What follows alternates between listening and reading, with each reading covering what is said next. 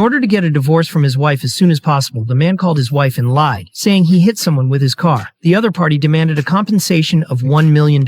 When the woman arrived at the scene, she realized it was all planned by the CEO because the two of them were forced into marriage. Earlier, the CEO's mother fainted on the side of the road and was taken to the hospital by the woman passing by. The CEO's mother immediately took a liking to the woman and insisted that she marry her son. She also promised to help pay for the woman's grandmother's medical bills as long as they got married. The girl agreed without hesitation. The next day, the CEO and the woman met at a cafe. To find out the woman's true intentions, the CEO lied, claiming he was poor. But the girl didn't care about this and directly dragged the CEO to get their marriage certificate. Thus, the two got married and planned to live together. The next day, the CEO went to look at a house and coincidentally ran into the woman delivering something to a customer. The woman was surprised to see the CEO and asked if he was there to buy the house. The CEO denied it, and his assistant quickly stepped in, saying he was the one buying the house. The assistant added that he had an extra house they could rent, and the rent would be very cheap. The woman immediately agreed. In fact, it was all part of the CEO's plan. The next day, the CEO went home to visit his mother, and unexpectedly ran into the woman again. The CEO quickly explained that he was just there to move some furniture. His mother played along, saying she was just the housekeeper. However, the woman noticed that the CEO's mother didn't look like a housekeeper based on her clothing. The CEO's mother quickly said the clothes were gifts from the owner. The girl didn't ask any more questions. Soon, the CEO's cousin found out about his marriage. He reminded the CEO not to forget what happened 5 years ago. Back then, the CEO was in a car accident. The housekeeper's daughter saved him,